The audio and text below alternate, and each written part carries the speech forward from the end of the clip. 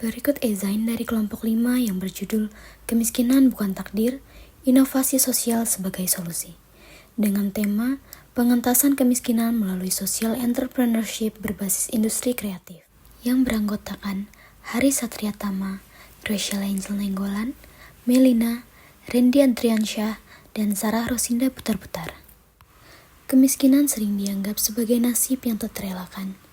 Namun, di balik tantangan tersebut, ada peluang besar untuk menciptakan perubahan.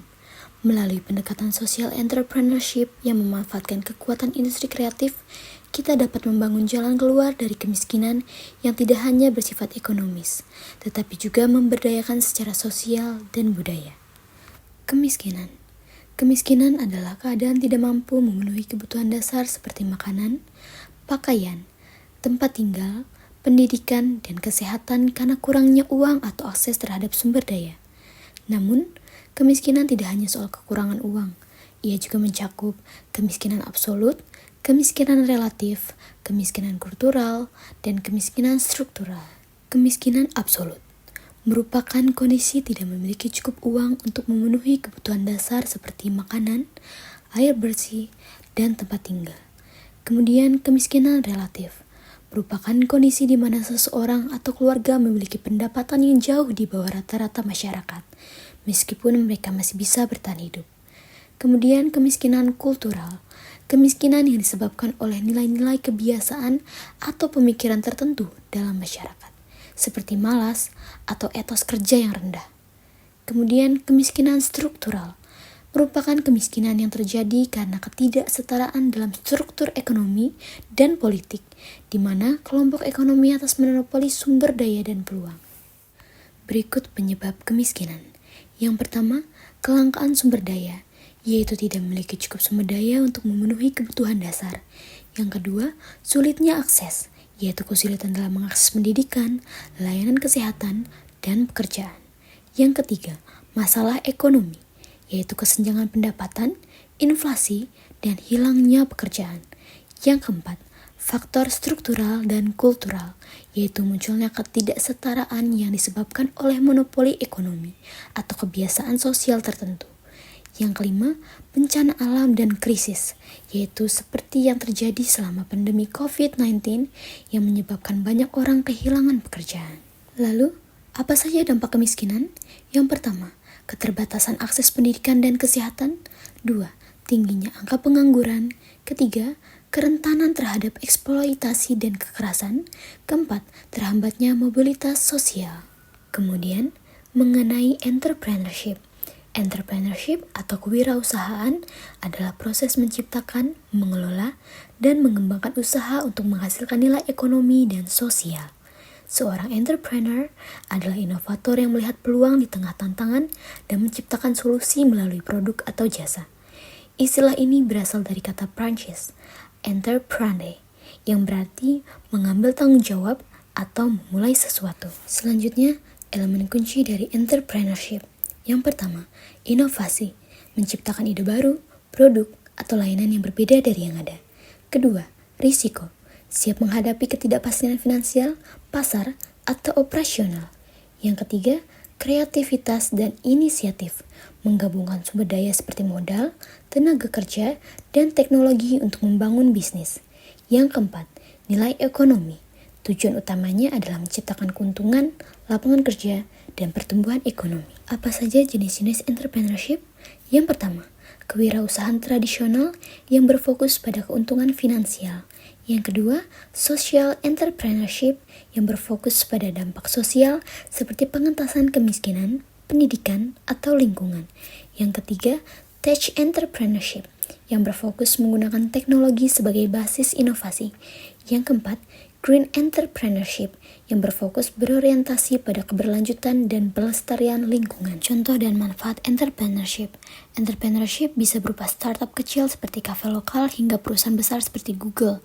Manfaatnya meliputi kemajuan teknologi, penciptaan lapangan kerja, dan kontribusi terhadap inovasi sosial. Di Indonesia, contohnya adalah Gojek yang dimulai dari transportasi online dan berkembang pesat. Selanjutnya ada industri kreatif. Apa sih industri kreatif itu? Jadi industri kreatif adalah sektor ekonomi yang mengandalkan kreativitas, keterampilan, dan bakat individu untuk menciptakan nilai tambah melalui penciptaan dan eksploitasi kekayaan intelektual. Industri ini tidak bergantung pada sumber daya alam dan bertujuan untuk menciptakan lapangan kerja serta meningkatkan kesejahteraan. Tujuannya adalah menciptakan keuntungan tanpa harus mengeksploitasi sumber daya alam. Selanjutnya ada sektor-sektor dari industri kreatif. Yang pertama ada sektor aplikasi dan game. Contoh kegiatannya itu seperti game edukatif dan untuk aplikasi seperti pengembangan aplikasi budaya lokal. Selanjutnya ada sektor arsitektur. Contoh kegiatannya itu seperti desain bangunan dan tata ruang. Sektor yang ketiga itu ada desain. Contoh kegiatannya itu seperti desain grafis, interior, produk, dan fashion. Lalu sektor selanjutnya ada kuliner. Di sini contohnya itu sebagai inovasi dalam bidang makanan dan minuman. Selanjutnya ada sektor musik dan pertunjukan. Contoh kegiatannya itu ada konser, teater atau pertunjukan, dan tari tradisional. Lalu selanjutnya ada sektor seni rupa. Contoh kegiatannya itu seperti lukisan, patung, dan bentuk seni rupa lainnya. Selanjutnya ada sektor kerajinan. Contoh kegiatan itu seperti anyaman, batik, ukiran, dan produk daur ulang. Selanjutnya ada periklanan. Contoh kegiatan itu industri yang bergerak di bidang promosi dan kampanye. Selanjutnya ada sektor penerbitan. Contohnya seperti percetakan buku, majalah, dan publikasi lainnya. Selanjutnya ada peran industri kreatif. Yang pertama itu pendorong ekonomi, menjadi salah satu penopang pertumbuhan ekonomi suatu negara. Yang kedua, sebagai pencipta lapangan kerja, memberikan peluang kerja bagi banyak individu kreatif. Yang ketiga, sebagai pengembangan inovasi, mendorong lahirnya ide-ide baru dan inovatif. Yang keempat, sebagai pengayaan budaya, yaitu melestarikan dan mengembangkan kekayaan budaya melalui karya-karya kreatif. Lalu poin selanjutnya ada potensi industri kreatif. Poin selanjutnya adalah potensi dari industri kreatif. Yang pertama, rendah modal awal, tinggi nilai tambah. Artinya itu, untuk memulai usaha di industri kreatif biasanya tidak perlu uang yang banyak, tetapi barang atau jasa yang dihasilkan bisa dijual dengan harga yang lebih tinggi karena mengandalkan kreativitas. Yang kedua, mendorong ekspresi budaya lokal. Di sini industri kreatif membuat masyarakat bisa mengangkat budaya daerah seperti batik, tenun, musik tradisional, motif daerah yang menjadikannya produk yang menarik untuk pasar. Lalu yang ketiga, mudah diakses oleh masyarakat akar rumput. Maksudnya, masyarakat biasa termasuk yang tinggal di desa atau tidak punya modal besar bisa ikut terlibat dalam industri kreatif karena modal kecil dan banyak berbasis keterampilan. Lalu yang terakhir, mendorong inovasi dan kolaborasi lintas sektor. Artinya, industri kreatif mendorong orang untuk berinovasi dan bekerja sama dengan berbagai bidang. Misalnya, teknologi, pariwisata, dan pendidikan sehingga muncul solusi atau produk baru. Jadi, industri kreatif adalah ladang subur bagi social entrepreneurship karena mampu menggabungkan nilai budaya, ekonomi, dan sosial dalam satu ekosistem. Apakah social entrepreneurship bisa menuntaskan kemiskinan? Jawabannya adalah ya, bisa. Social entrepreneurship atau biasa disebut dengan kewirausahaan sosial merupakan seorang atau sekelompok entrepreneur yang menjalankan usaha atau bisnisnya demi kepentingan sosial atau masyarakat. Kewirausahaan sosial atau social entrepreneurship berkembang sebagai salah satu cara untuk mengatasi kemiskinan di banyak negara. Tujuan utamanya bukan hanya mencari keuntungan, tetapi menciptakan manfaat sosial yang berkelanjutan.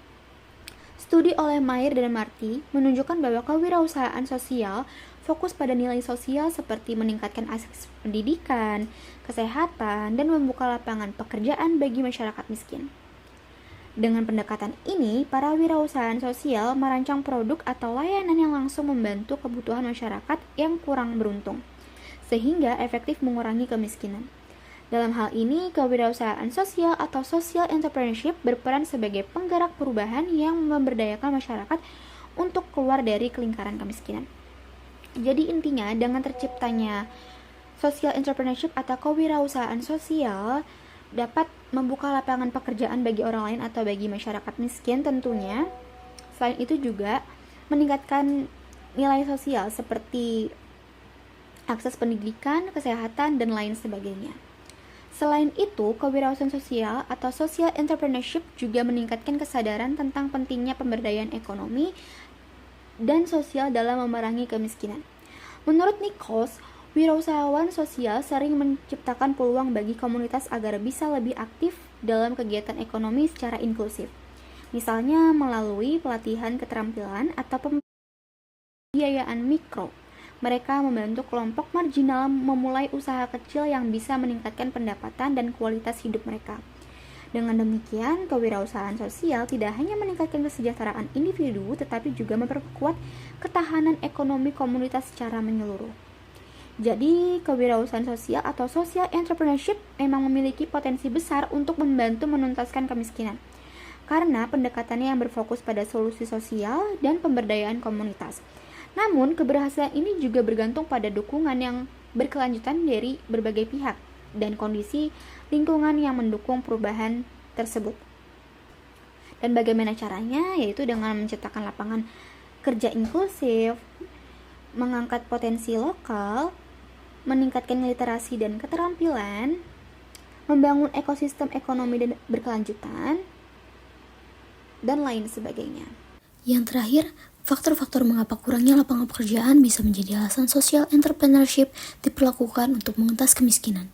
Di antaranya, lapangan kerja sedikit, social entrepreneurship bisa menciptakan pekerjaan baru di masyarakat.